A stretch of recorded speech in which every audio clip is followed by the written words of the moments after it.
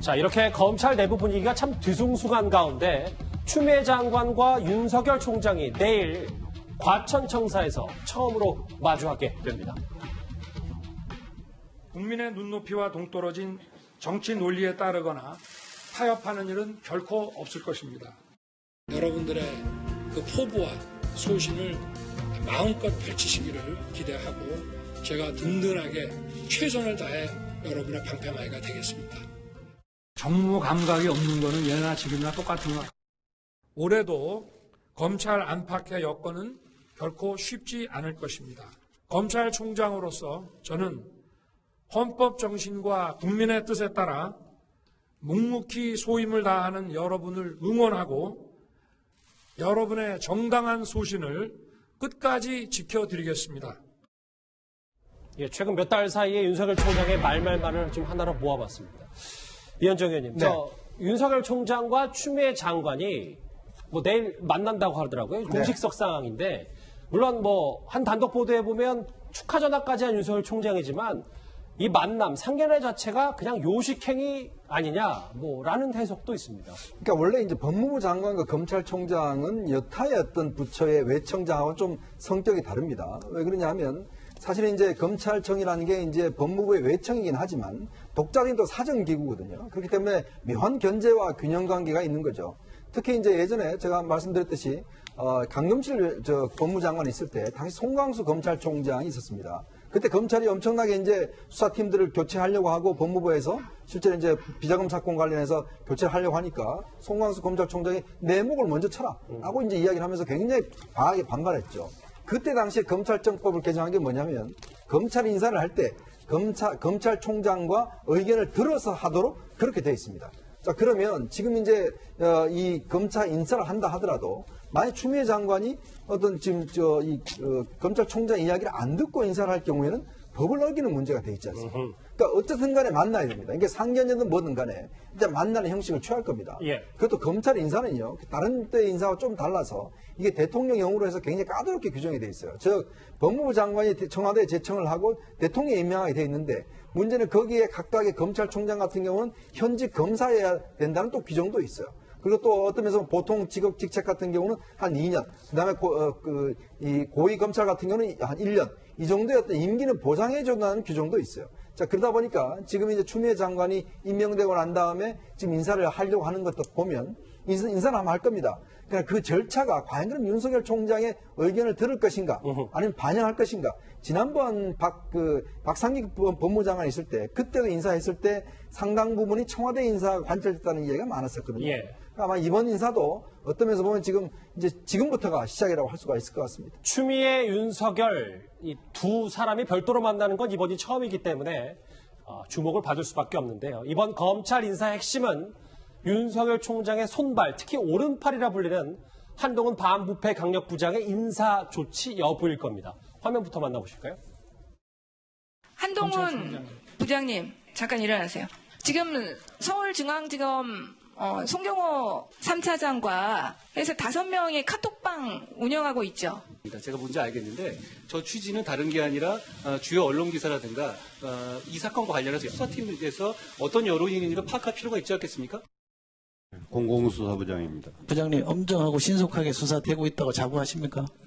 최선을 다하고 있다고 검찰 나름대로는 지금 최선을 다하고 있습니다. 한동훈 부장검사 그리고 박찬호 부장검사가 윤석열 총장의 왼팔 오른팔 아니냐, 지금 현저건 수사하니까 이들 자르려고 하는 거 아니냐라는 게 계속 불거지는 얘기잖아요. 근데 김태현 변호사님, 네.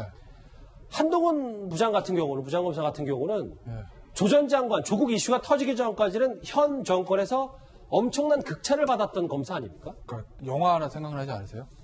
그때는 갖고 지금은 다르던가? 그거 있었잖아요. 김민희 씨하고 저 누구야? 제목은 틀린 것 같은데 저도 지금 바로 잡을 수가 없어서. 예. 비슷한 영화 있잖아요. 하여튼 그때는 맞고 그때는 맞고 지금은 틀리단가요? 뭐 예. 그런 영화 있었던 걸로 아는데 홍상수 감독 영화죠. 예. 이 얘기를 왜 말씀을 드리냐? 한동훈 검사장이요. 사실은 예전에 이명박 정부의 청와대에서 근무했었어요. 권전희 민정수석 밑에서요. 그러다가 27개 최고 에이스입니다. 자타가 공연한 27개. 그런데 예전에 특검팀에 적폐 수사할 때 특검팀에 이제 차출이 됐어요. 거기서 박근혜 전 대통령 구속됐죠. 이재용 부회장 구속됐죠. 그다음에 정권 바뀌어서 윤석열 총장이 저 특검 수사팀장 하다가 중앙지검 오면서 중앙지검 3차장 갔어요. 3차장 가서 사법농단 수사 다 했죠. 이명박 전 대통령 수사 다 했죠. 그죠? 그러면 지금 어떤 애도 현 정부와 청와대 입장에서 보면 현 정부가 하고 싶은 적폐 수사의 1등 공신입니다. 그때는 아무 말도 안 하다가 이제 대검 반부패부장이 돼서 이제 조국 전 장관을 비롯해서 청와대 울상 수사, 선거개입 하명 의혹, 유재석 감찰 중단 의혹, 이거 현 정부의 핵심도 수사하려고 하니까 그때 이제는 지금 무리한 수사인가요?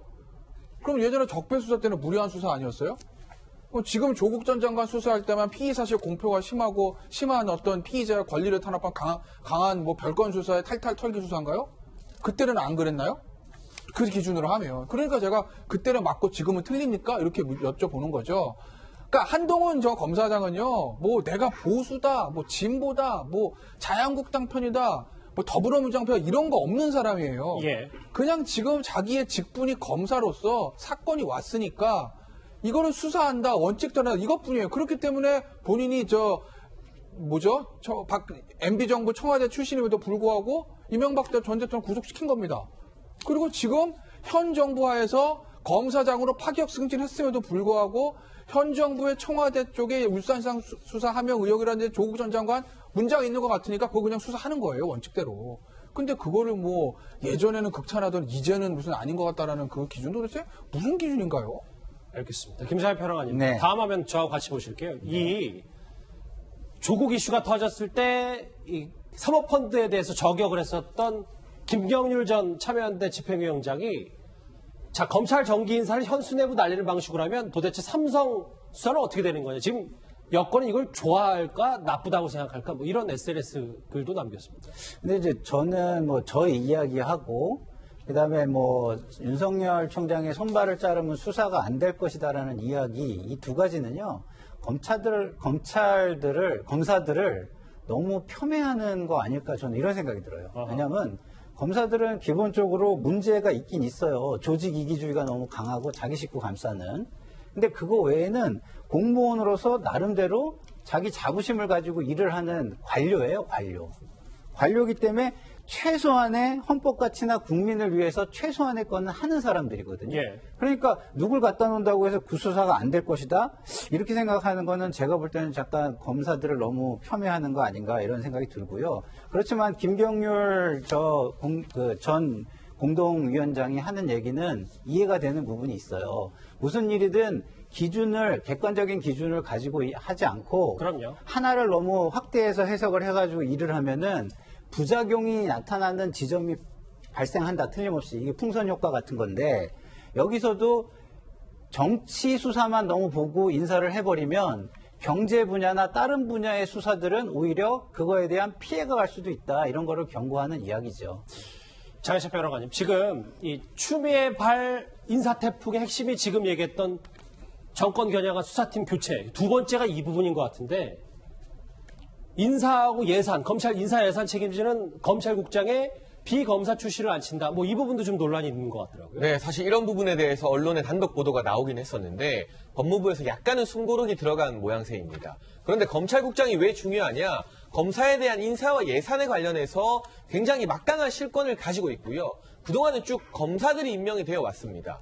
그리고 대통령 명예보아도 법무부 검찰국장은 검사로 임명한다는 부분이 나와 있습니다. 하지만 10년 정도의 경력을 갖춘 법조인일 경우에는 경력검사로 임용을 해서 이 자리에 앉힐 수가 있는 것인데 이 경력검사 임용에도 시간이 조금 걸리지는 하지만 장기적으로 봤을 때 민변이나 진보 선양 출신의 법조인을 경력검사로 임용해서 검찰국장에 앉히게 됐을 경우 이 정권과 코드가 맞는 인물이 검찰의 예산과 인사까지도 딱 틀어지고 검찰을 장악할 수 있지 않겠냐는 것이 일각에서 제기되고 있는 우려이고요. 이 부분에 대해서 사실 법무부 검찰개혁위원회가 민변이나 진보 성향 법조인 출신으로 이 법무부의 탈검찰화를 권고안을 냈습니다. 그럼 민변이 낸 권고안에 따라서 민변 출신이 검찰국장이 되면 민변 혼자 검찰 가지고 지금 짝짝꿍 다 하는 것 아니냐 이런 비판까지도 나올 수 있어서 예. 추미애 장관 입장에서도 일단은 조금 신중하게 될 것 같아요. 그러나 제가 한 가지 또 말씀드리고 싶은 것 지금 법무부에 검찰국장과 기조실장 제외하면 나머지 국장급들 전부 다 비검찰 출신입니다. 판사, 변호사 출신들로 꾸려져 있어요. 그런데 굳이 검찰국장과 기조실장마저도 검찰을 완전히 배제하게 됐을 때 법무부와 검찰 사이의 소통은 그럼 어떻게 원활하게 만들 것인가? 이 부분에 대해서도 무조건 인사권 행사하고 보겠다가 아니라 보다 신중한 고민이 필요하지 않을까 싶습니다. 여러 압박에 지금 뚝심을 지키고 있다는 평가를 받고 있는 윤석열 총장이지만 일각에서는 이제 보스 기질도 있어서 사퇴 카드를 던질 것이다라는 의견도 또 동시에 있습니다. 검찰 인사 어떻게 될지 저희가 한번 계속해서 지켜보도록 하겠습니다.